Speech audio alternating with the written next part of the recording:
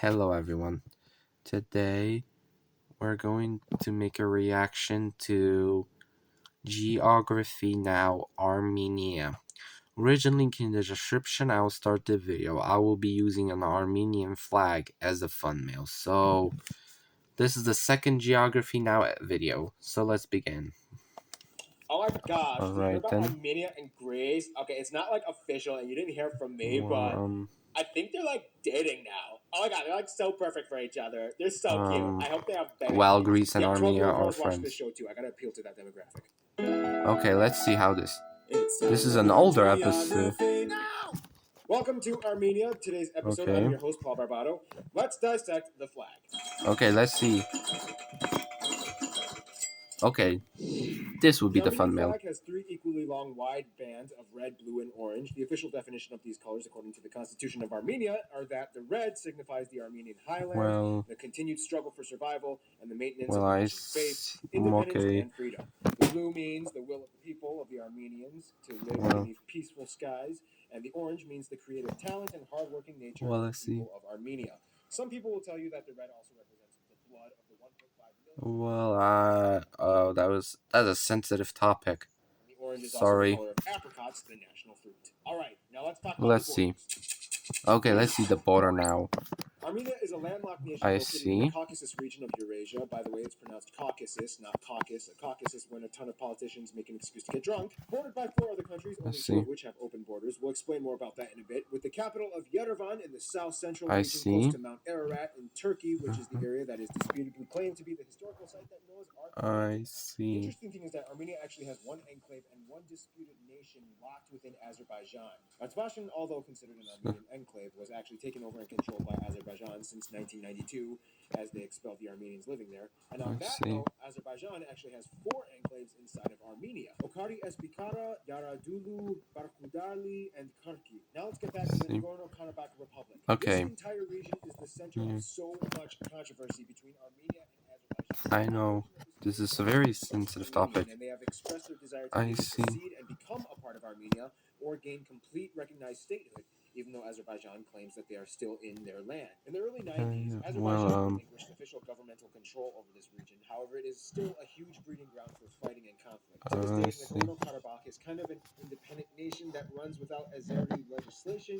However, the situation gets very complicated. As you'll soon find out, Armenia actually has a very unique and strategic location. Okay. Complex territory. Well, But first, let's explain the terrain. tomorrow will be Norway episode. No. Armenia's landscapes are actually pretty Okay. distinct and quite lovely. The land is This is very Armenia is very beautiful. I really love Armenia for once. And also I would like to have more I would like to have watch more watch more geography now at videos. Laws have just been passed that have Well, I'm gonna finish in August. any kind of air, land, or water pollution. All tax revenue goes towards reinvesting in environmental protection activities. With fertile volcanic soil, the land allows them to grow all sorts of fruits, vegetables, and grains, and a huge percentage, about 72% of the land, is used for agriculture, which employs about 46% of the workforce. Armenia went through a huge shift in their agriculture after disbanding from the former Soviet Union and becoming independent in 1991. Long story short, land privatization was established and people could freely grow and administer their own crops without fear of the state control and demand. There's actually a little bit of controversy though, because although Armenia has a huge potential for renewable energy sources like hydroelectric power and water power, they actually are more dependent on nuclear power with plants that were built during the Soviet rule.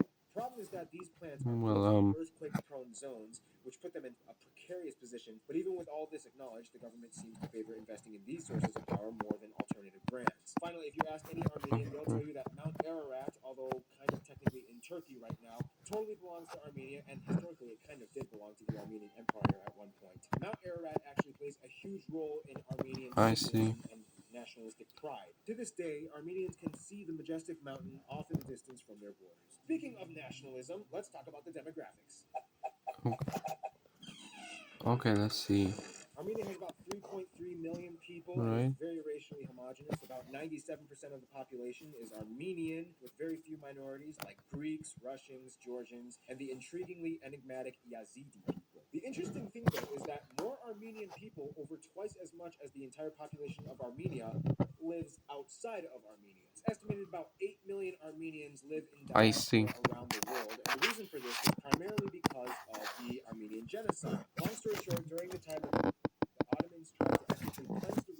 Sorry, that was a really sensitive topic, and ended but up killing over 1.5 million I'm sorry, but Armenians. This caused an influx of Armenians to leave Armenia out of fear, and to this day there are numerous Armenian communities spread throughout the world, I most see. notably in places like Russia, Iran, France, and the US, with the largest Armenian community in the US being right here in my hometown, Los Angeles. One of the most distinguishable I aspects about see. Armenia, though, would have to be the language and the alphabet. The Along with English Georgia and alphabet. Greece, Armenia is one of the only 3 European languages that uses an alphabet that is not derived from a Latin or Cyrillic-based writing system. The Armenian alphabet, or the Aigulin, I has see. 38 letters, technically 39 or 40 if you include those extra letters that were added during the 1920s. They even made a monument to the alphabet in 2005 in Burakan. There are also 2 distinct dialects, Sorry for my Eastern finger. and Western Armenian, Western being spoken mostly by the Armenians in diaspora around the world. Sometimes it can also be hard for Western Armenian dialect speakers to understand Eastern dialect speakers without consistent practice or hearing it. Armenia also has a long history of Christianity, as historical accounts claim Well, that 2 of Jesus' disciples, Thaddeus and Bartholomew, preached to the Armenians in the 1st century AD, and eventually Armenia became the first Christian state in the world at around 300 AD, just at the end of the persecution period during the Roman Empire. Finally, Armenians have a huge love of wrestling and chess. In fact, when Armenia was under Soviet rule, the Soviets would specifically want to choose Armenian wrestlers because they always came back at a rate of 90% of the time with medals. Also, with some of the most worldwide renowned chess players, such as the famous Tigran Petrosian and numerous world championship I winners, see. Armenia is considered one of the strongest chess nations to I this day. see. They love chess. You know what else Armenia loves? These countries we're about to discuss in the friend zone. I nailed that transition. Okay, the friend zone now. Here's a little story. When I was in 6th grade, I was assigned a seat where I literally had to share a desk table facing and staring my worst enemies 2 feet away from me for the entire school year. And there was nothing I could do. It was torture. That's kind of what Armenia is like. With this predicament, Armenia is located right next to Azerbaijan and Turkey, the 2 countries they get along with least. Azerbaijan because of the whole Nagorno-Karabakh conflict, and Turkey because of the former oppression that the Ottoman Empire. To this day, the land borders are closed between the 2 countries, and Azerbaijan even prosecutes anyone that tries to enter with an Armenian passport. One of the biggest reasons why things don't get insane, though, is because of a little friend Armenia has named Russia. You may have heard of him. As a former Soviet state, Armenia has a lot of ties to Russia. However, after the breakup of the Soviet Union, they actually decided to maintain friendly relations with Russia, and Russia has been very dedicated to the protection of Armenia. They even have a Russian military base located in Gyumri. This gives Armenia significant backup should anything cataclysmic arise. They also have close and strategic ties to Iran in the south, as they are Armenia's only open land border to Asia. Despite the religious differences, the 2 get along just fine and share a long cultural history that goes back thousands of years. Georgians and Armenians have been sisters since day one and share a heavy history and culture with each other as well. They love each other, however, there's a little bit of drama because Armenia is still friends with Russia, who recently went to war with Georgia in the South Ossetia region. This puts a huge economic strain on Armenia because Georgia was the only land access route that Armenia had to Europe. And after the war, Russia put a blockade on Georgia. Apparently, Armenia's 2 good friends don't get I along. will Georgia. Side note, when it comes to Greece, Armenia and Greece, they kind of really like each other. Like, they Well, really kind of like each I other. will like Greece and Georgia Armenia just get along episode really well. later. Armenians are welcoming Greece with open arms, and likewise Greeks in Armenia. It's like, hey, you have an Orthodox Christian upbringing? So do I. Hey, you have a distinct, unique language that isn't based on any Indo-European dialect? So do I. Hey, you were persecuted and you hate the Ottoman? So do I. Hey, would you? I don't know.